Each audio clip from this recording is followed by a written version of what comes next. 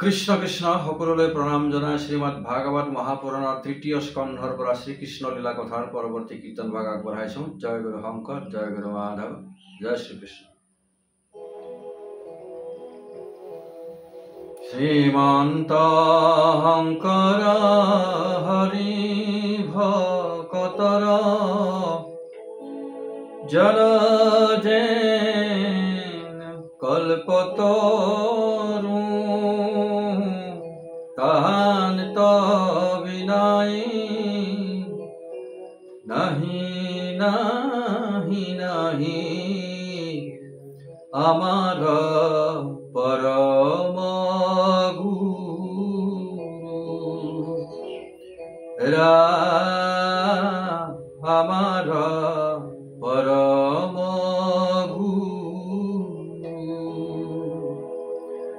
কৃষ্ণ শংকৰ গুৰু হৰি ৰাম ৰাম ৰাম ৰাম কৃষ্ণ। ইয়াৰ পিছত আমি কীৰ্তন কৰিম। ছবিত আছে কৰ্দম দেৱহূতি বিহাৰ। তো কৰ্দম মুনিয়ে দেৱহূতিৰ সৈতে সাংসাৰিক ধৰ্ম কেনেধৰণে নিৰ্বাহ কৰিছে। প্ৰথমতেতো কৰ্দম মুনিৰ সৈতে বিবাহ কৰায় তেওঁলোকৰ কোনো সাংসাৰিক ধৰ্ম গৃহস্থলী ধৰ্মৰ কোনো কৰ্ম তেওঁলোকে কৰা নাছিল। মাত্ৰ তেওঁ ঈশ্বৰ আৰাধনা কৰে আৰু দেৱহূতিয়ে তেওঁৰ সেৱা কৰে। স্বামীকে ঈশ্বৰ বুলি তেওঁ সেৱা কৰি থাকে। এনেদৰে বহু বছৰ যোৱাৰ পিছত কৰ্দম মুনিয়ে দেখিলে তেওঁৰ পত্নী হিচাপে অহা সেই দেৱহূতি তেওঁৰ সেৱা শুশ্ৰূষাহে কৰি আছে একান্ত মনে। তেওঁ দেখিলে স্বামী ধৰ্মৰ তেওঁ যিটো গৃহস্থ ধৰ্মৰ হ'ব লাগে সেইটো তেওঁ একো কৰা নাই। গতিকে তেওঁক মাতি আনি ক'লে, তোমাৰ সৈতে মই এতিয়া সাংসাৰিক ধৰ্ম নিৰ্বাহ কৰিম। তুমি বিন্দু সাগৰত গৈ ডুবকি মৰাগৈ, তেতিয়া তোমাৰ এই আগৰ ৰূপটো তুমি ঘূৰাই পাবা। দেৱহূতিয়ে গৈ বিন্দু সাগৰত ডুবকি মাৰে, তেতিয়া তেওঁ সেই বিন্দু সাগৰৰ ভিতৰত এটা সুন্দৰ ভুৱন অট্টালিকা দেখা পায় আৰু সেই অট্টালিকাতেই বহুতো দাসীয়ে তেওঁৰ অপেক্ষা কৰি আছিলে আৰু সেই দাসীসকলে তেওঁৰ তেল, চাবোন, চন্দন ইত্যাদিৰে তেওঁৰ শৰীৰ মৰ্দন কৰি তেওঁ সুন্দৰভাৱে গা পা ধুৱাই শৃংগাৰ কৰাই দিলে। তেওঁ আগৰ ৰূপটো পাই গ'ল আৰু তেতিয়াই তেওঁৰ স্বামীক মনত পেলায়। শুনোৱা হওক কি হৈছে।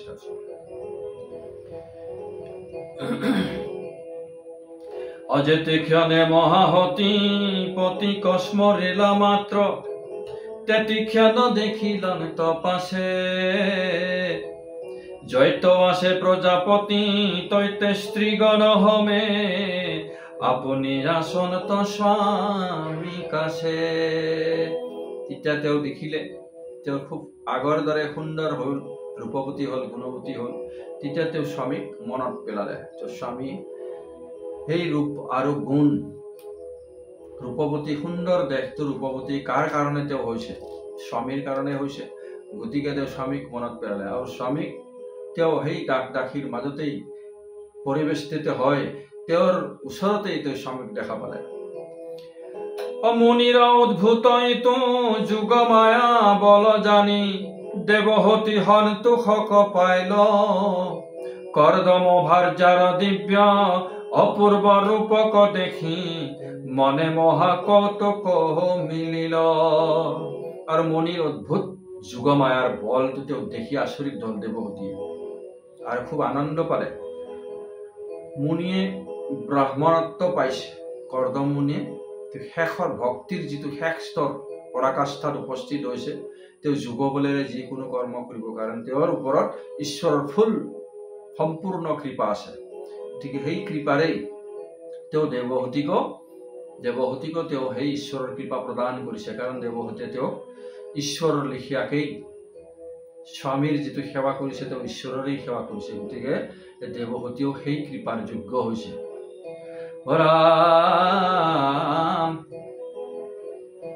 অতিশয় হোৱা ভুল ভাৰ্যাক কোলাতলৈ বিমানত উঠিলন তৰংগে অসংখ্যাত বিদ্যা ধৰি হাস পৰিহাস কৰি সেৱা কৰে বা কলৈলা সংগে। অভিমান উপৰে ঋষি স্ত্ৰীগণ সমন্বিতে প্ৰকাশ কৰিলা তিশয় তাৰায় বেষ্টিত হইয়া নিৰ্মল আকাশে যেন পূৰ্ণিমাৰ চন্দ্ৰ বিৰাজয়। তেওঁ পত্নী কোলাত লৈ সেই বিমানখনত উপবিষ্ট হ'ল। লগতে দাসীবিলাকে খুব হাঁহি খিকিন্দাৰি কৰি নানা ধৰণৰ ধেমালি কৰি তেওঁলোকৰ লগতেই সেই বিমানখনত উপস্থিত হ'ল। আৰু এনেধৰণৰ এটা পৰিৱেশ হৈছে যেন পূৰ্ণ চন্দ্ৰমাক চাৰিওফালে তৰাইহে আগুৰি ৰাখিছে, জিকমিকাই থকা তৰাই। ঠিক তেনেধৰণে তেওঁলোক সেই দাসীসকলৰ মাজত পৰিবেষ্টিত হৈ চন্দ্ৰৰ লেখীয়া তেওঁলোকক দেখাইছে, চন্দ্ৰৰ লগত তেওঁলোকক তুলনা কৰিছে।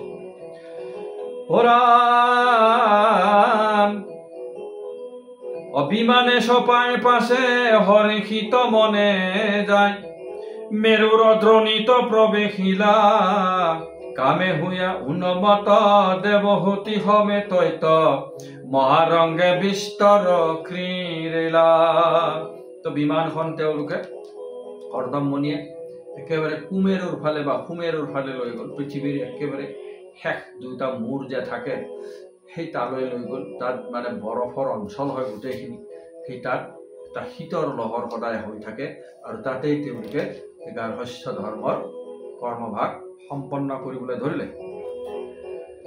ৰাম নন্দনক আদি কৰি দেৱৰ উদ্যান যত সৰোবৰ আছে যত ভাল বিচিত্ৰ বিমানে যায় মনোৰ কুমাৰী সমে সবাতে ৰমিলা বহুকাল। বিদুৰ এই কথা শুনি নহিবা বিস্ময় আতি যাৰা ভৈল সেবক কৃষ্ণৰ ধৰ্ম কাম অৰ্থ মুখ্য তাহাৰ দুৰ্লভ নহি সমস্তকে পাৱে নিৰন্তৰ। পৃথিৱীৰ যিমান সুন্দৰ সুন্দৰ ধুনীয়া ধুনীয়া জেগা আছিলে সেই সকলোতে বিমানখন লৈ গৈ কৰ্দমমণিয়ে দেৱহূতিৰ নিজৰ পত্নীৰ সৈতে নানা ধৰণৰ বিহাৰ কৰিবলৈ ধৰিলে। সাংসাৰিক গাৰ্হস্থ্য ধৰ্মত যেনেধৰণে পতি পত্নীৰ কৰ্ম থাকে ঠিক তেনেধৰণে তেওঁলোকে কৰ্মবিলাক কৰিবলৈ ধৰিলে। ইয়াৰ পিছত আকৌ বিদুৰক কৈছে, বিদুৰ তুমি এই কাৰ্যটোত কৰ্দমমণি আৰু দেৱহূতিৰ এই কাৰ্যভাগত তুমি বিস্ময় নামানিবা বা বিস্মিত নহব, কাৰণ তেওঁ হ'ল কৃষ্ণৰ সেৱক, কৃষ্ণৰ ভক্তিৰ একেবাৰে পৰাকাষ্ঠা স্তৰত উপস্থিত হৈছে। তেওঁলোকে ধৰ্ম অৰ্থ কাম মুখ্য সকলোখিনি তেওঁলোকৰ সিজি গৈছে ইতিমধ্যে, কাৰণ তেওঁ হ'ল কৃষ্ণৰ ভক্ত হয়, একান্ত ভকত।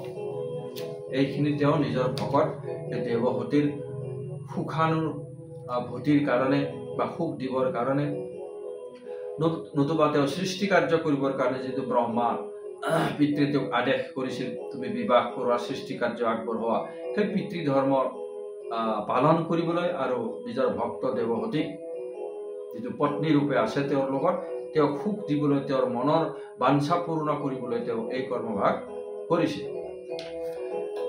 ৰাম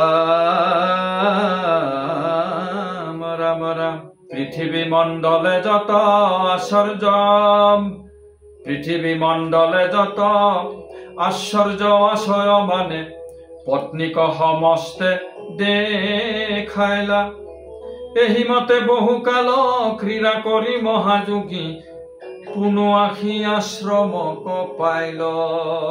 পৃথিৱীত যিমান আশ্চৰ্যকৰ সুন্দৰ সুন্দৰ বিস্ময়কৰ জেগা আছে সকলোখিনি তেওঁক দেখুৱালে আৰু 100 বছৰমান তেওঁৰ সৈতে ক্ৰীড়া কৰি ভ্ৰমণ কৰি আকৌ নিজৰ আশ্ৰমলৈ ঘূৰি আহিল বুলি কৈছে। হতেক বৎসৰ কৃষ্ণ হতেক বৎসৰ দুইৰো ক্ৰীড়াত গৈলক যদি তবু অল্পকাল মানিলন ত ভাৰ্যাৰ সংকল্প জানি পাছে তান গৰ্ভে ঋষি নৱধাৰা বীৰ্যে এৰিলন ত 100 বছৰমান তেওঁলোকে সাংসাৰিক জীৱন উদযাপন কৰিলে, কিন্তু সেই 100 বছৰটো তেওঁলোকে মাত্ৰ অকমান দিনৰহে বুলি ভাবিলে। কিন্তু বিষয়বিলাকৰ যেতিয়া ভোগ কৰা হয় খুব আনন্দ মনেৰে, তেতিয়া গম পোৱা নাযায় কি আমি কিমান সময় এই বিষয় ভোগ কৰিলো। অকমান সময়হে কৰিলো, এনেকুৱা ধৰণৰ মন এটা হৈ যায়।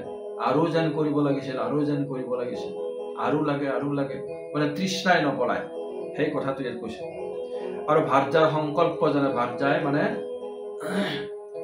তেওঁ পুত্ৰী জন্ম দিয়াৰ যিটো তেওঁৰ মনৰ বাসনা আছিলে, সেই বাসনাটোৰ কথা, ইচ্ছাটোৰ কথা জানি তেওঁ এদিন এই ৰতিক্ৰিয়াৰ অন্তত নৱধাৰা বীৰ্য শক্তি তেওঁৰ গৰ্ভত উপস্থাপন কৰিলে। অনন্তৰ দেৱহূতি নৱকন্যা জন্মাইলন ত হবে মহাপৰম সুন্দৰী, উৎপল পুষ্পৰণয় শৰীৰৰ গন্ধ ছয়, ৰূপে হবে নোহে বিদ্যাধৰী। তাৰপিছত আকৌ দেৱহূতি গৰ্ভৱতী হল, 9জনী কন্যাৰ জন্ম দিলে, যিকেইজনী পৰম সুন্দৰী হৈ একেবাৰে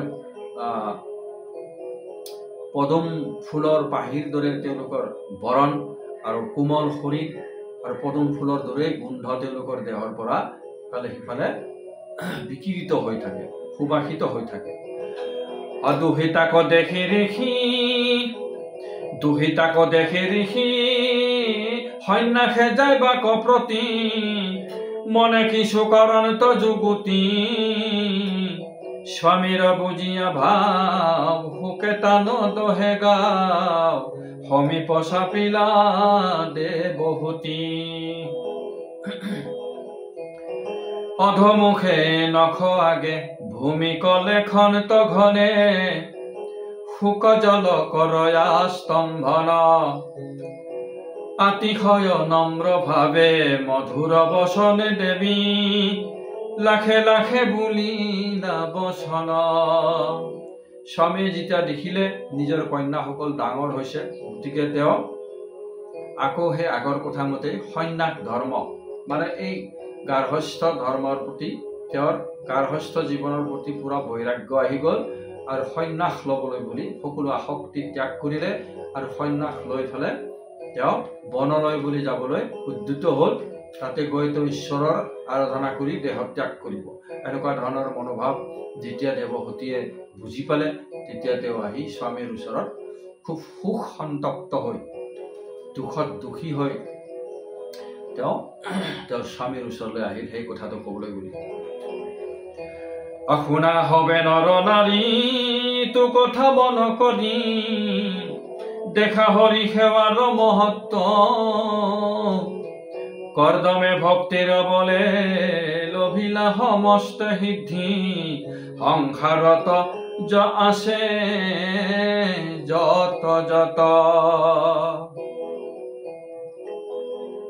তো ভক্তিৰ এনেকুৱা বল, কৰ্দমমণিয়ে ঈশ্বৰক ভগতি কৰি তেওঁ ভক্তিৰ শেষ স্তৰত উপস্থিত হৈছে, আৰু এনেকুৱা ধৰণৰ কাৰ্য তেওঁ কৰিবলৈ সক্ষম হৈছে ঈশ্বৰৰ দৰে। যেনেধৰণে তেওঁ দেৱহূতিক তেওঁৰ সেৱা শুশ্ৰূষাত সন্তুষ্ট হৈ তেওঁক এনেকুৱা ধৰণৰ এটা গাৰ্হস্থ্য জীৱনৰ সুখ প্ৰদান কৰিলে, আৰু সেই সুখ প্ৰদান কৰাৰ পিছত তেওঁ আহি আকৌ দেৱহূতিৰ মনোকামনা পূৰ্ণ কৰি তেওঁক মানে সন্তান সন্ততিৰ মাতৃও কৰি দিলে। গতিকে এয়া হ'ল সকলো ভক্তিৰ বল, ভক্তিৰ প্ৰভাৱ। সেইটোকে আমাক বুজাইছে কি ভক্তিয়ে কেনেধৰণে সংসাৰৰ পৰা আমাক মানে আমাৰ জীৱাত্মাবিলাকক কেনেধৰণে মুক্তি দিব পাৰে। কৃষ্ণ ইয়াৰ পিছৰ ভাগ আগলৈ আগবঢ়া। আজিলৈ সামৰিছোঁ। জয় গুৰু শংকৰ।